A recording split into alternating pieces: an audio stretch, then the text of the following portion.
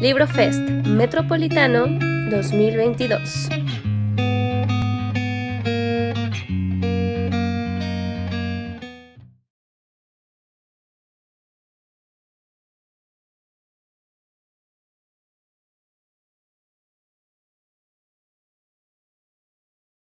Bonjour à tous. Effectivement, le mot pollution a une très longue histoire et a énormément changé de signification au cours du passé. Et l'un des objectifs de notre livre, c'était justement de croiser la réalité du phénomène de pollution et de ses évolutions avec l'évolution des significations, des symboliques associées à ce terme. Pour le dire très brièvement, jusqu'au XVIIIe siècle, la pollution est peu utilisée dans la plupart des langues européennes d'ailleurs, et désigne essentiellement l'idée de souillure, avec une dimension religieuse, de sacré. La pollution, ça renvoyait à ce qui aboutissait à souiller des lieux sacrés, par exemple un temple, un édifice religieux.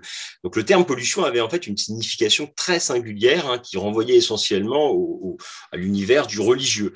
Et c'est au cours du XIXe siècle qu'on va assister à un changement très profond de signification du mot, puisque le terme pollution va acquérir peu à peu sa signification contemporaine, c'est-à-dire le fait d'introduire une substance jugée dangereuse ou toxique dans un environnement, dans un milieu, menaçant les êtres vivants qui composent ce milieu. Et donc au départ, le mot pollution, dans ce sens-là, va être utilisé d'abord dans des publications scientifiques, dans la deuxième moitié du XIXe siècle, au moment où l'industrialisation du monde s'intensifie, on commence à parler de pollution pour désigner la contamination des cours d'eau essentiellement. D'abord en Angleterre, puis en France, en Allemagne, à partir des années 1850, on voit émerger cette signification du mot. Et puis progressivement, au cours du XXe siècle, ce terme, d'abord d'un usage très restreint, très technique, réservé aux champs scientifiques, va peu à peu s'élargir. D'abord pour désigner des pollutions de plus en plus diverses. Par exemple, on va commencer à parler de pollution de l'air dans l'entre-deux-guerres, alors qu'au XIXe siècle, pour désigner ce type de pollution, on parlait essentiellement des fumées.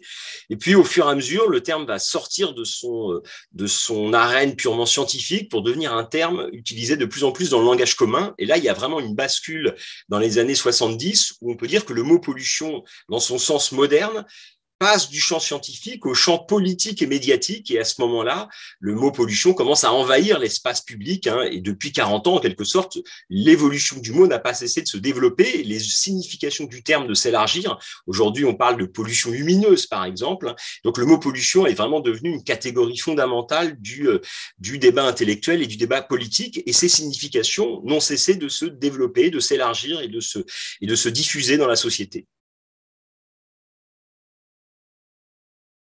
L'étude de la pollution, évidemment, c'est pas quelque chose de récent, mais pendant très longtemps, comme je le disais précédemment, la pollution a d'abord été un enjeu technique. C'est une question qui relevait de l'étude de la chimie, de l'étude scientifique, de l'écologie des différents milieux. Donc, c'était une question essentiellement technique, relevant de la littérature scientifique. La prise en charge de cette thématique par les sciences humaines et sociales, et notamment par les historiens, est beaucoup plus récente. Elle est liée notamment à l'émergence de ce qu'on appelle l'histoire environnementale à partir des années 70. L'histoire environnementale, ça désigne tout simplement cette tendance de l'histoire à ne plus séparer les sociétés des milieux physiques dans lesquels ces sociétés se développent. Pendant longtemps, l'histoire a été essentiellement socio-centrée, c'est-à-dire qu'elle considérait que l'évolution des sociétés répondait à des logiques propres et les historiens se méfiaient de toute forme de déterminisme physique, de toute forme de déterminisme biologique, renvoyant ces dimensions non humaines à l'étude des biologistes, aux travaux des écologues et autres. À partir des années 70-80, a émergé donc ce qu'on appelle l'histoire environnementale, qui considère précisément que les sociétés humaines elles-mêmes sont sans cesse traversées par des flux de matière, par des interactions avec d'autres vivants, d'autres acteurs non humains, et donc l'histoire environnementale propose de prendre en charge ces dynamiques, ces interactions, ces formes de co-construction entre les milieux, les sociétés humaines et les milieux dans lesquels elles se développent.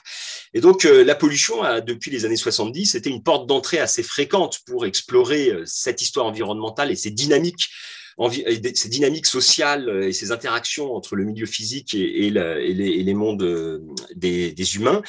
Et pour une raison toute simple, évidemment, c'est parce que l'histoire environnementale est d'abord née du constat de la démultiplication des pollutions. Les années 70 sont marquées par les énormes controverses sur les pollutions des grandes villes occidentales, sur la multiplication des marées noires, par exemple. Donc, toute une série de débats de pollution qui vont contribuer à faire de la question des pollutions un enjeu de débat, avec l'apparition de nouvelles régulations, avec l'apparition d'alertes médiatiques sur l'ampleur des pollutions qui menacent le fonctionnement même des sociétés humaines. Et donc, dans ces conditions, les historiens se sont mis de plus en plus à s'intéresser aux pollutions. Et donc, depuis les années 70-80, beaucoup d'études ont été menées sur différents terrains, différents cas particuliers. Mais le paradoxe, c'est qu'au début du XXIe siècle, alors même que la pollution était devenue une préoccupation omniprésente, il n'existait pas véritablement de synthèse globale, de tentative pour donner du sens à ces pollutions dispersées, disséminées. Et donc, c'est ce qu'on a essayé de faire avec mon co-auteur Thomas Leroux, qui a beaucoup travaillé sur ces questions à partir du cas parisien notamment. On a essayé de proposer une première synthèse sur la longue durée et dans un espace très vaste pour penser ce phénomène des pollutions, ses dynamiques historiques et ses évolutions. Le problème avec la question des pollutions, c'est que si on l'étudie de façon, disons, monographique sur un terrain donné, dans un territoire situé ou à un moment particulier, il y a plein de choses qu'on ne voit pas. Parce que la particularité des pollutions, c'est de passer leur temps à se déplacer. Une pollution peut disparaître dans un territoire à un moment donné, mais ça ne veut pas dire qu'elle a disparu. Ça peut souvent dire qu'elle a tout simplement changé de forme, qu'elle s'est déplacée dans l'espace. C'est par exemple toute l'histoire des grandes pollutions charbonnières des villes européennes dans la deuxième moitié du XXe siècle. Dans les années 50-60, toutes les grandes villes d'Europe occidentale étaient plongées dans des nappes de pollution charbonneuse parce que les populations se chauffaient, parce que l'industrie utilisait massivement du charbon pour fonctionner. Et dans les années 70-80, ces grandes pollutions au charbon ont disparu, donnant l'impression aux sociétés européennes qu'elles s'étaient dépolluées en faisant disparaître ce combustible fossile qu'est le charbon de ses usages ordinaires. Mais en réalité, le charbon, évidemment, n'a pas disparu, la consommation de charbon n'a pas diminué, les pollutions au charbon ne se sont pas réduites, elles ont même au contraire explosé depuis 40 ans, mais elles se sont déplacées dans l'espace, alors que c'était des pollutions typiques des sociétés industrialisées européennes au XIXe siècle et dans la première moitié du XXe siècle.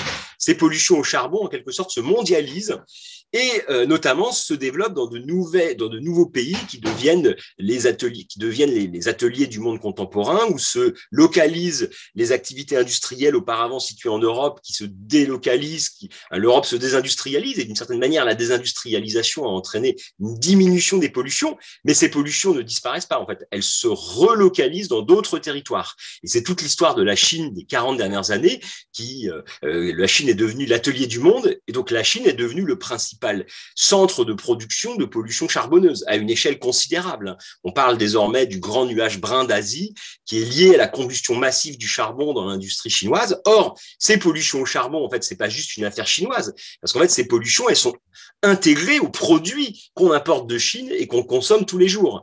Donc, d'une certaine manière, l'histoire des pollutions, c'est souvent l'histoire de leur invisibilisation du fait du déplacement dans l'espace des sites de production ou de la mise en place de procédures pour aboutir à une invisibilisation des pollutions. On pourrait prendre de multiples autres exemples. Par exemple, aujourd'hui, on annonce la dépollution du parc automobile par son électrification, mais l'électrification du parc automobile n'entraîne pas une disparition des pollutions liées à la voiture. Elle entraîne plutôt un déplacement des sources de pollution. Là où les pollutions automobiles étaient à l'échelle du véhicule, à la sortie du pot d'échappement, désormais les pollutions seront situées au site de production de l'électricité, soit dans des centrales thermiques qui peuvent fonctionner au charbon, soit dans des centrales nucléaires qui posent toute une série d'autres problèmes environnementaux. Donc c'est l'un des grands enjeux de l'étude des pollutions, c'est d'essayer de penser à la fois dans une pluralité d'espaces, de temporalité, pour comprendre ces dynamiques de mise en visibilité et d'invisibilisation successive de ce qu'on appelle les pollutions. La question est évidemment vaste, complexe, mais je dirais nécessaire à quoi? Ça dépend de quoi on parle, ça dépend de ce qu'on a en tête. D'une certaine manière, cette idée que la pollution est un mal nécessaire, en tout cas, elle est un mal nécessaire à toute forme de croissance de la production, parce que ce qu'il faut bien dire et ce qu'il faut bien rappeler, c'est que toute activité productive, toute transformation d'une matière d'un état en un autre, Et c'est bien ça la production, c'est transformer des ressources, des matières premières en biens consommables. Toutes ces activités de transformation qui sont liées à l'industrie, évidemment, produisent des déchets, produisent des rejets gazeux ou liquides, plus ou moins toxiques, plus ou moins dangereux. Donc l'idée qu'il y aura une croissance de la production, une industrialisation sans pollution, est un mythe. Toute production implique des déchets, implique des nuisances, implique des impacts sur le milieu physique, c'est inéluctable. Donc à cet égard, la pollution est évidemment un mal nécessaire à l'industrialisation du monde des deux, trois derniers siècles. Alors cette question du mal nécessaire, elle a évidemment été un enjeu majeur qui s'est posé très tôt, et qui s'est posé dès le début du XVIIIe siècle. C'est-à-dire dès le moment où l'essor, la croissance des sociétés a été identifiée à l'accroissement de la production et à l'accroissement de la consommation, l'idée que l'idée que les nuisances, les effets secondaires de ces activités sociales que sont la consommation et la production allaient aboutir à une démultiplication des déchets toxiques, cette idée s'est posée très tôt. Et très tôt, la pollution a été pensée comme un mal nécessaire. L'une des meilleures illustrations de ça, c'est par exemple les cartes postales représentant les grandes villes industrielles anglaises à la fin du 19e siècle, montrant les villes plongées dans un brouillard de fumée noire toxique. Et souvent, on trouve plusieurs cartes postales qui expliquent que, par exemple, dans le cas de Manchester, ces fumées noires qui pourraient inquiéter la population sont au contraire pensées comme des sources de prospérité, comme des sources de richesse. Parce que dans les villes industrielles du 19e siècle, le fait qu'il y ait des fumées, donc des pollutions de l'air, et dès l'époque, on sait que ces pollutions charbonneuses peuvent être des sources de maladies, peuvent entraîner des différentes maladies respiratoires, notamment pour les enfants et pour tous les ouvriers qui travaillent dans ces environnements toxiques. En même temps, ces pollutions, évidemment, sont identifiées à l'emploi, à la prospérité économique. Donc la question de la pollution, c'est toujours une question d'arbitrage entre une croissance de la production, une croissance de l'économie d'un côté, et de l'autre côté, la nécessité de réguler, d'encadrer les émanations toxiques de ces activités.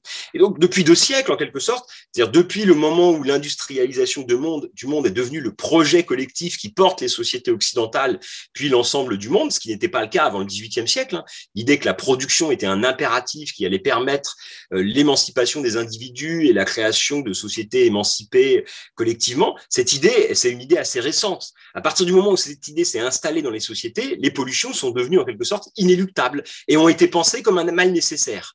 Alors, on a cru pendant 2 siècles qu'on pourrait lutter contre ce mal nécessaire ou en tout cas le contrôler, l'endiguer, notamment avec la thèse de la dilution. Jusqu'au XXe siècle, on a cru qu'il n'y avait pas vraiment de problème de pollution parce qu'on pouvait les évacuer dans le milieu. C'est d'où la course à la hauteur des cheminées d'usine. On a monté les cheminées d'usine de plus en plus haut pour diluer les pollutions dans un environnement de plus en plus vaste, avec l'idée que cette dilution permettrait de faire disparaître le problème de la pollution. Donc, on a fait ça dans les fleuves, on a fait ça dans l'atmosphère, on a fait ça aussi dans les mers. Le problème, c'est qu'on a découvert à la fin du XXe siècle que la Terre était un environnement fini, contraint, avec des limites, et que la dilution n'était pas une solution inéluctable et n'était pas la solution à tous les problèmes des pollutions. Et donc, on retrouve aujourd'hui ce débat qui se posait déjà dans les sociétés anciennes, qui est comment réconcilier une expansion économique, la nécessité de produire, de se déplacer, de faire toutes les activités du quotidien, avec la nécessité de réduire nos pollutions, dont on sait aujourd'hui qu'elles sont l'une des sources de l'effondrement de la biodiversité, de l'augmentation de nouveaux problèmes sanitaires pour les populations du monde. Et donc, on est dans cette espèce de situation un peu paradoxale et en même temps complexe, qui est, on essaye à la fois de poursuivre le processus d'industrialisation tout en limitant les pollutions. Et c'est cette impasse dans laquelle on se trouve qui fait que de plus en plus de projets sont menés pour essayer de résoudre cette difficulté. La question est gigantesque, il est difficile d'y répondre en 3 minutes, donc je ne vais pas y répondre, je vais juste donner quelques pistes.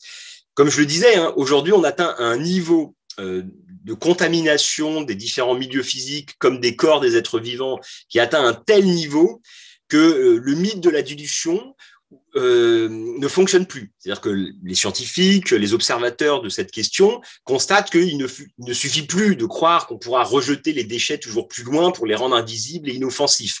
Certains, dans les années 80, ont cru qu'on pourrait utiliser l'espace même pour pousser plus loin les sphères de la dilution possible. Il y avait des projets pour envoyer les déchets nucléaires dans l'espace, qui ont été abandonnés parce que en cas d'accident, ça serait encore pire et la pollution à la surface de la planète serait encore plus terrible. Donc, on sait désormais que la planète est un territoire fini, un espace fini, que les pollutions doivent être gérées en interne, qu'on peut plus se contenter de les rejeter dans les milieux en espérant que la nature s'autorégule et absorbe ces différentes substances toxiques et polluantes. Donc, dans un tel contexte, évidemment, il faut essayer de trouver des réponses à cette amplification des pollutions.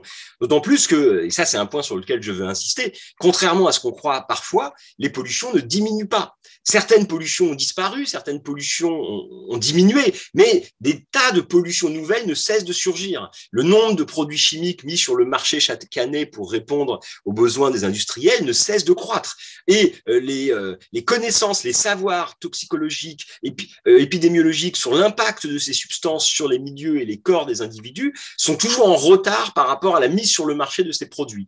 D'où la nécessité de trouver des réponses. Alors le problème, c'est que ces réponses sont à la fois multiples et quasiment toutes insuffisantes. Donc on pourrait opposer deux grandes répertoires de réponses qui s'affrontent aujourd'hui dans le débat public sur cette question. La première la première réponse consisterait à accélérer encore le développement industriel, à accélérer la recherche scientifique, avec l'idée que les seules réponses possibles au problème des pollutions relèvent de la solution technique ou de l'ingénierie. Par exemple, face aux problèmes du changement climatique, qui sont eux-mêmes liés à un problème de pollution, si on considère que l'émission de CO2 dans l'atmosphère est à l'origine du changement climatique, c'est bien un problème de pollution qui entraîne des équilibres dans la chimie de l'atmosphère et donc des effets climatiques à plus ou moins long terme. Certains proposent des solutions techniques, la capture du carbone, la géo-ingénierie pour introduire des techniques qui permettraient de rééquilibrer l'équilibre physique de l'atmosphère. Et donc ces solutions visent à prolonger en fait ce qu'on pourrait appeler une sorte de technosolutionnisme qui remonte déjà au 19e siècle.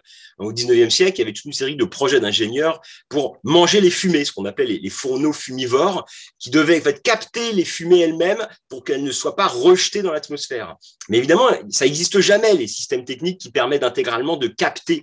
Et par ailleurs, souvent, il y a toute une série d'effets rebonds qui font que ces systèmes techniques sont eux-mêmes producteurs de nouvelles nuisances et de nouvelles pollutions. Donc, on est face à un vrai problème, c'est que le solutionnisme ou la solution technique miraculeuse qui permettrait de dépolluer les environnements, qui permettrait de créer des processus de production complètement sains et sans pollution, en fait, ça relève davantage du mythe, où évidemment, c'est porté par toute une série d'acteurs économiques qui ont un intérêt économique à vendre ces solutions techniques, mais on sait bien que ça ne fonctionne pas. Alors, la deuxième solution, évidemment, face à cette relance d'une modernisation écologique, la deuxième solution, c'est de réduire nos empreintes matérielles sur le monde sous la forme, alors certains parlent de sobriété, d'autres parlent de décroissance. Je dirais que ça relève de la même chose. Il s'agit de diminuer notre empreinte matérielle par une diminution de nos consommations et de nos productions.